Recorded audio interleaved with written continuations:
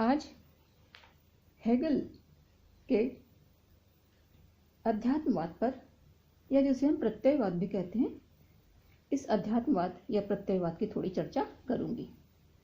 अध्यात्मवाद दर्शन का विद्यार्थी जानता है कि यह एक बहुत प्राचीन दार्शनिक मत है। इस मत के अनुसार विश्व का मूल तत्व जो है वो आध्यात्मिक है, या चेतन जिसे हम कहेंगे, या फिर बुद्धि युक्त है। यही जो तत्व है जिसे हम आध्यात्मिक तत्व कह रहे हैं, सारी सृष्टि का आधार और उद्देश्य माना गया है। जगत के अंतर्गत अध्यात्मवाद मानता है कि भौतिक नाम की कोई वस्तु नहीं होती, सारा जगत सप्राण है, सारा जगत आध्यात्मिक चेतना से परिपूर्ण है। अब इसकी परिभाषाएं कई दी गई हैं, लेकिन मूल रूप से हर परिभाषा ये मानती है कि अध्यात्मवाद जो है वो जगत प्रक्रिया के निर्धारण में आध्यात्मिक मूल्यों का निश्चित रूप से हाथ मानने वाला एक दार्शनिक सिद्धांत है। हम कह सकते हैं कि अध्यात्मवाद आत्म तत्व को मूल तत्व कहता है, और ये हम मान सकते हैं कि यह आत्म तत्व जड़ तत्व का किसी न किसी अर्थ में आधार है। इसलिए सारे भौतिक तत्वों पर विचार करने से पहले आत्म तत्व पर विचार करना आवश्यक हो जाता है। इस प्रकार अध्यात्मवाद पूरी तरह से आध्यात्मिक चेतना को इस विश्व का आधार मानता है। अब इस अध्यात्मवाद का हम इतिहास देखें संक्षिप्त में, तो देखिए प्राचीन ग्रीक दर्शन में, एनेक्सिगोरस के दर्शन में यह अध्यात्मवाद का बीज हमें दिखाई देता है। हालांकि उसका जो दर्शन था वो मानता था कि जगत परमाणुओं से बना है, लेकिन इसकी व्याख्या के लिए उसने एक बुद्धि तत्व की आवश्यकता का सूत्रपात किया था, और तब से लेकर के अध्यात्मवाद विकसित होता रहा है। आगे चल के हम देखते हैं कि प्लेटो, अरस्तु और नव प्लेटोवाद में प्लेटोनस ने अध्यात्मवाद का और विकास किया। प्लेटोनस को ग्रीक दर्शन का अंतिम दार्शनिक कहा जाता है, वहीं उसे मध्यकाल का प्रथम दार्शनिक भी कहा जाता है। इसके बाद तो हम देखते हैं कि मध्य युग में संत दार्शनिकों की परंपरा चली, जहां केवल धार्मिक और अध्यात्मवादी दर्शन का ही बोलबाला रहा। इसके बाद आता है वैज्ञानिक रूप से परिपक्व होने वाला, धीरे धीरे परिपक्व हो रहा था दर्शन। इसको दर्शन का, पाश्चात्य दर्शन का आधुनिक युग कहा गया। और अध्यात्मवाद को शुरू में बहुत अधिक प्रश्रय नहीं मिला, लेकिन इस युग में कई अध्यात्मवादी दार्शनिक हुए, जैसे इंग्लैंड का जॉर्ज बर्कले। उसने भौतिक पदार्थ की, भौतिकतावाद की कट्टर आलोचना की और अध्यात्मवाद का प्रतिपादन किया। उसके बाद आता है लाइबनिज। ऐसे कई नाम हैं। हम अब नाम लेंगे इमैनुअल कांट का, जो कि जर्मनी का प्रसिद्ध दार्शनिक था और जिसे देख करके लोग अपनी घड़ियां मिलाया करते थे, वो टाइम का इतना पंक्चुअल था। इमैनुअल कांट ने आज तक समकालीन अध्यात्मवादियों पर भी, पाश्चात्य अध्यात्मवादियों पर भी अपना प्रभाव बनाए रखा है। कांट का मत था कि भौतिक जगत एक प्रपंचात्मक जगत है, जो है तो वास्तव में असत्य, लेकिन हमारी बुद्धि यह बताती है कि इस जगत के पीछे एक सत्य है, जिसके वास्तविक स्वरूप को समझने में हमारी बुद्धि अक्षम है। देखिए, बुद्धि केवल इशारा करती है। तो कांट ने कहा कि हमें इस बुद्धि से इस बात का विचार हो जाता है, बुद्धि के इस इशारे से, कि जो भी जगत है वो आध्यात्मिक जगत है। तो कांट के अध्यात्मवाद को प्रपंचात्मक अध्यात्मवाद कहा गया। फेनोमेनलिज्म ये कहलाता है। कांट के बाद अध्यात्मवाद को नई दिशा देने के लिए काम किए गए। इनमें फिक्टे, शेलिंग और विलियम फ्रेडरिक हेगल का नाम मुख्य रूप से लिया जा सकता है। हेगल का यह सिद्धांत निरपेक्ष अध्यात्मवाद कहलाता है। अब हम देखें कि हेगल का निरपेक्ष अध्यात्मवाद क्या है।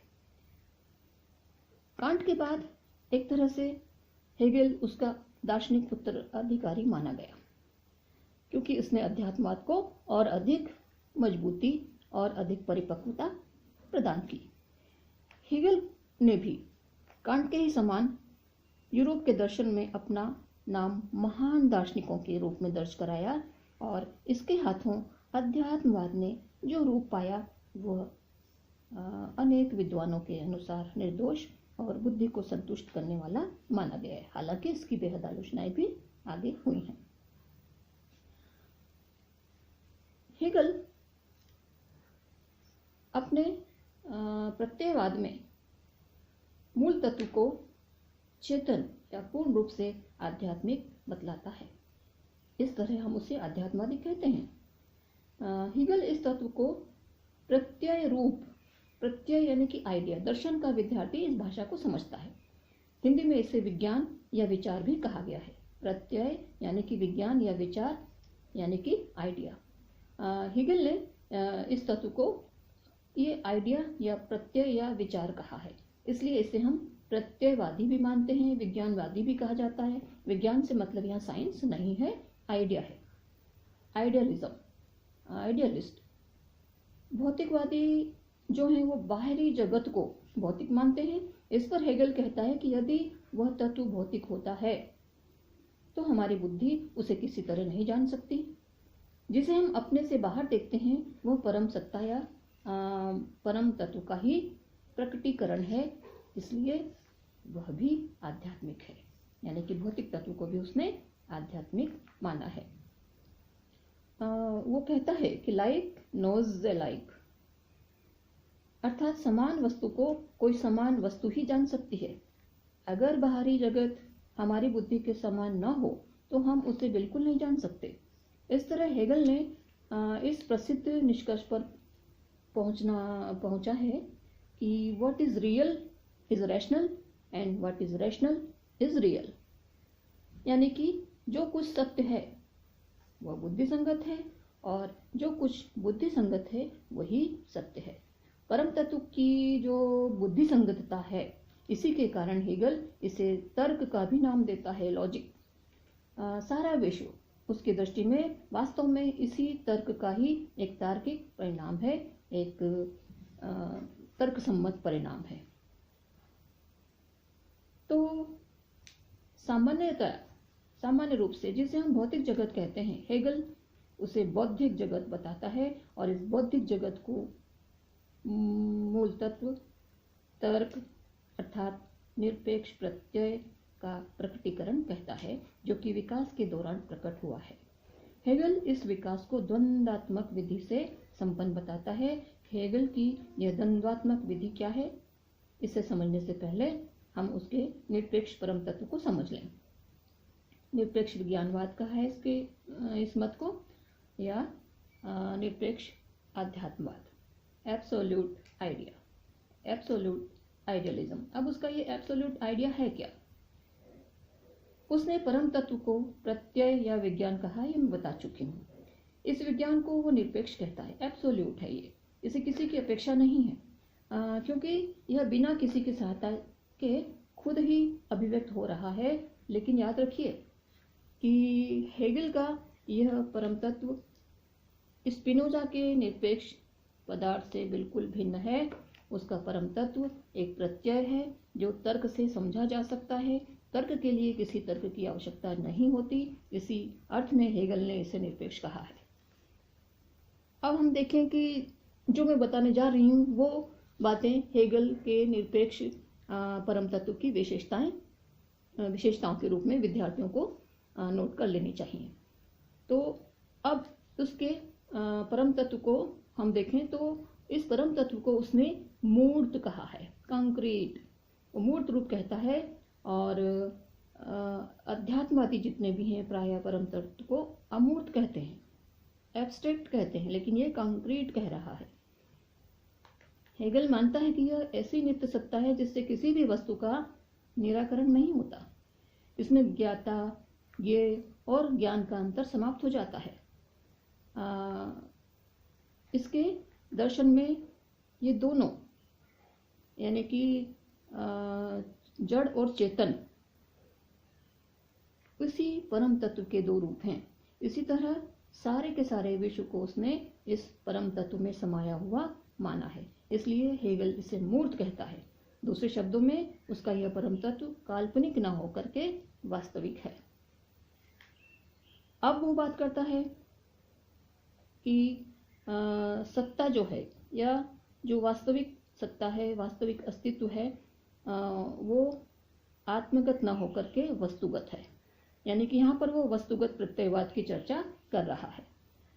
उसके अनुसार यह हमारे या किसी अन्य मानव के मन में नहीं बल्कि अपनी स्वतंत्र सत्ता रखता है, इसलिए इसका सिद्धांत वस्तुगत प्रत्ययवाद कहलाता है। दर्शन के विद्यार्थी इस भाषा को समझते हैं कि वस्तुगतता क्या है, तो ये उसका मत यहाँ पर थोड़ा ऑब्जेक्टिव आइडियलिज्म में बदल जाता है।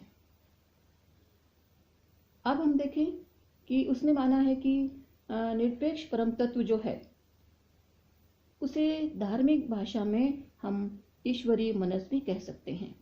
हेगल ने उसे ईश्वरीय मनस माना है, वर्ल्ड स्पिरिट।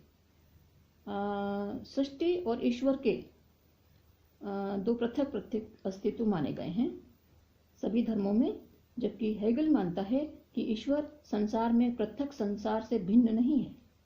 ना तो ये संसार से पृथक है, यानी कि ये संसार से भिन्न या अलग नहीं है, जबकि धर्म इन दोनों को, जगत को अलग मानेगा और ईश्वर को अलग मानेगा।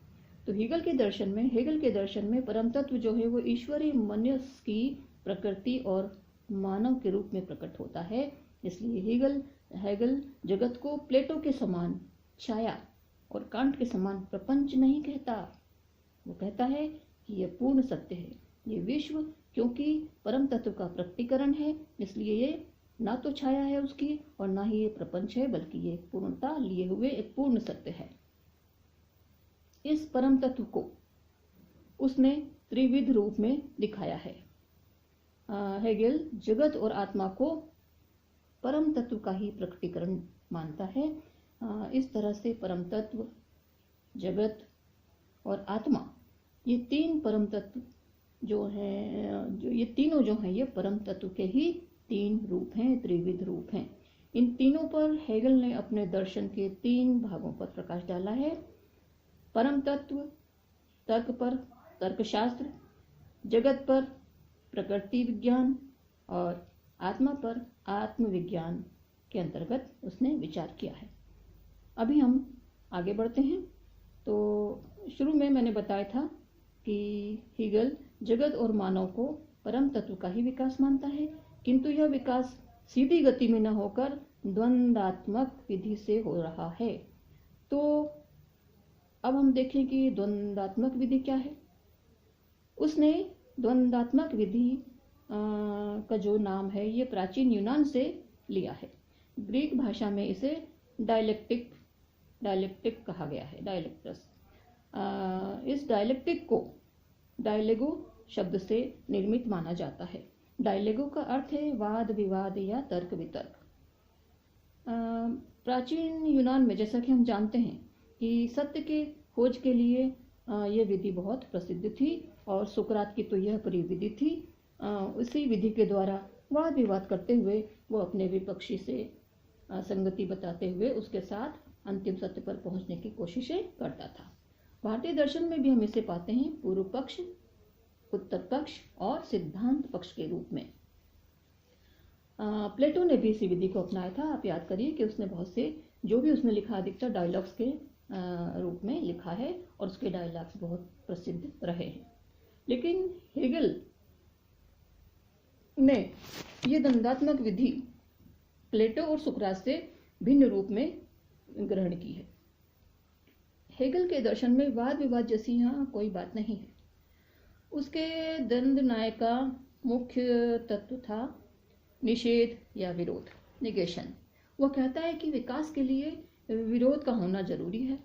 जहाँ कहीं भी गति, प्रगति, वृद्धि या विकास सूचित होता है वहाँ निषेध या विरोध आवश्यक रूप से रहता है। बिना विरोध के गति हो ही नहीं सकती। इस तरह हेगल मानता है कि विकास के लिए विरोध ही सहायक हो सकता है। उसका यह भी कहना है कि यह निषेध या विरोध कहीं बाहर से नहीं आता है, बल्कि यह तो खुद वस्तु के अंतर्गत उसके भाव में छिपा रहता है। हर वस्तु विरोधी गुण रखती है, यही जगत प्रवाह का एक रूप है। लेकिन यह विरोध शाश्वत रूप से बना नहीं रहता। विरोधी शक्तियां जो हैं वो आखिरकार सुलह कर लेती हैं, यानी कि सत्ता का यानी कि भाव का विरोध यानी कि अभाव होता है, और फिर दोनों में समन्वय हो जाता है और विरोध एक तरह से समाप्त हो जाता है। लेकिन यह समन्वय स्थायी नहीं है। उसके दर्शन में गति और परिवर्तन को ही सत्य माना गया है, इसलिए हेगल किसी भी स्थायी तत्व को सत्य नहीं मानता। वह कहता है कि समन्वय की स्थिति में पहुंचे हुए तत्व का फिर से निषेध होता है और फिर एक बार समन्वय होता है। यह प्रक्रिया चलती रहती है, वाद विवाद संवाद। ये हम जानते हैं कि भाव अभाव और समन्वय, ये प्रक्रिया उसने बताई है। ये प्रक्रिया सतत चलती रहती है। कब तक बताऊंगी अभी इसे।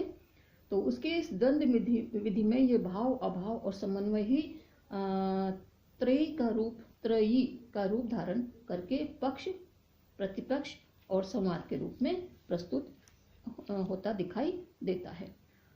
उसने माना है कि ज्ञान, प्रकृति, सत्ता, राजनीति, समाज, आर्थिक जगत, कला जगत, इन सभी में इसी द्वंद्वात्मक विधि से आगे बढ़ने की प्रवृत्ति मिल रही है। जो कुछ विकास हो रहा है इस द्वंद्वात्मक विधि से ही हो रहा है।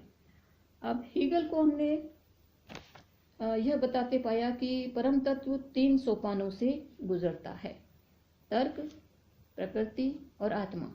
वास्तव में ये तीनों उसके अनुसार द्वंद्वात्मक विधि से ही समझाए जा सकते हैं।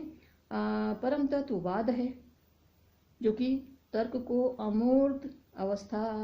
की एक अमूर्त अवस्था में है।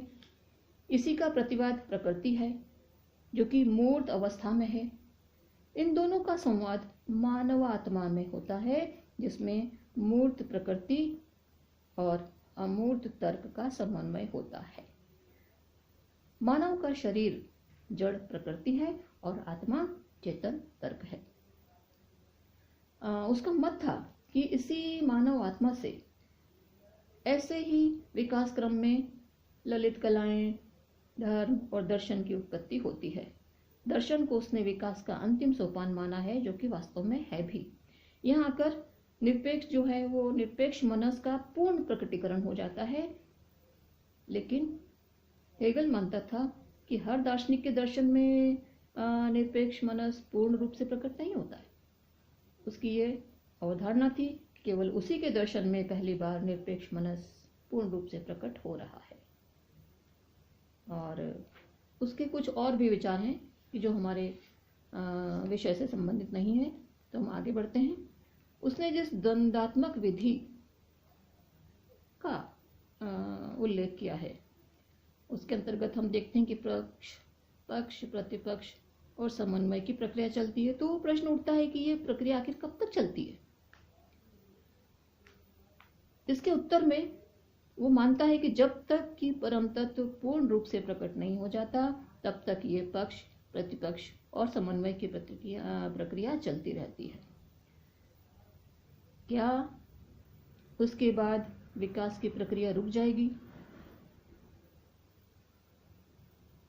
नहीं। हेगल सोचता था कि विकास यहाँ आकर के थम जाता है, कि जब परम तत्व अपना पूर्ण प्रकटीकरण कर देता है। लेकिन ऐसा नहीं है। सच तो यह है कि 19वीं शताब्दी के इस बहुत ही प्रभावशाली दार्शनिक के विचारों का भी आगे जाकर के जोरदार विरोध हुआ, और 19वीं शताब्दी के अंत तक हम देखते थे कि अमेरिका और ग्रेट ब्रिटेन के लगभग सभी प्रमुख दार्शनिक हेगल के अनुयायी थे। जर्मनी में जो नाजिज्म आया, हिटलर के पीछे बहुत कुछ कहा जाता है कि हेगल के दर्शन की छाप थी, जिसे उसने गलत रूप में प्रस्तुत किया।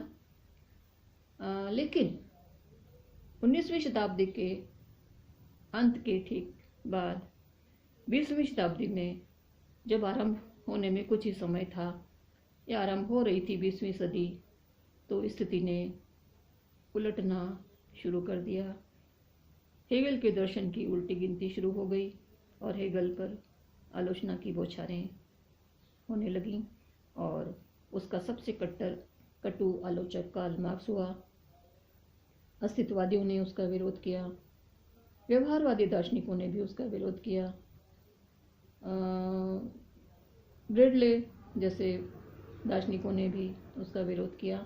ये विरोध अभी हमारे अध्ययन का विषय नहीं है। इस तरह से धीरे धीरे हेगल का जो मत एकदम विकसित हुआ था वो पतन की ओर जाने लगा और उसके दर्शन को अवैज्ञानिक भी माना गया। हालांकि हेगल अपने दर्शन को वैज्ञानिक समझता था, लेकिन आधुनिक वैज्ञानिकों ने उसके अनेक विचारों को अवैज्ञानिक घोषित करते हुए निरस्त कर दिया। तो इस प्रकार हम हेगल के दर्शन को समझ सकते हैं।